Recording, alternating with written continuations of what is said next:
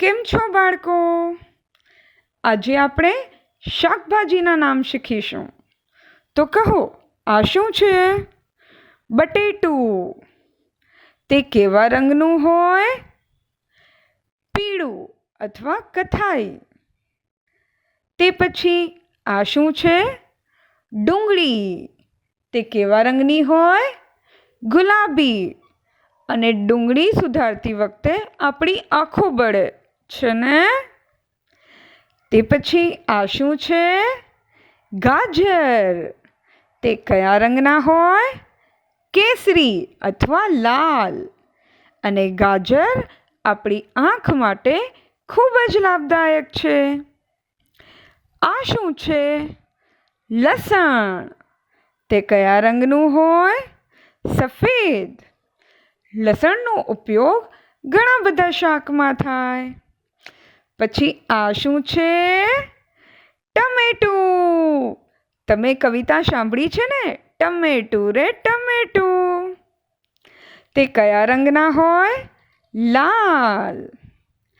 તે પણ આપણા સ્વાસ્થ્ય માટે ખૂબ લાભદાયક છે. અને આ શું છે? વટાણા. તે નાના નાના મોતી જેવા લીલા રંગના હોય. વટાણાનું શાક કોને કોને ભાવે? વાહ, સરસ. તે પછી આ શું છે? કારેલા. કારેલા સ્વાદમાં કેવા હોય? કડવા. એટલે ઘણા લોકોને એ ન ભાવે. પરંતુ તે પણ આપણા સ્વાસ્થ્ય માટે લાભદાયી છે. કારેલા કયા રંગના છે? લીલા. આ શું છે? મૂળા. તે કયા રંગના હોય? સફેદ.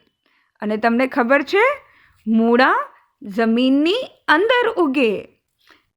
આ શું છે? મરચાં. તે સ્વાદમાં કેવા હોય? તીખા. તે જ્યારે ઉગે ત્યારે લીલા રંગના હોય અને સુકાઈ ગયા પછી લાલ રંગના થઈ જાય. આ કયું શાક છે? ફુલાવરનું. ફ્લાવર કયા રંગની હોય? સફેદ. સરસ. તે પછી આ શું છે? દૂધી.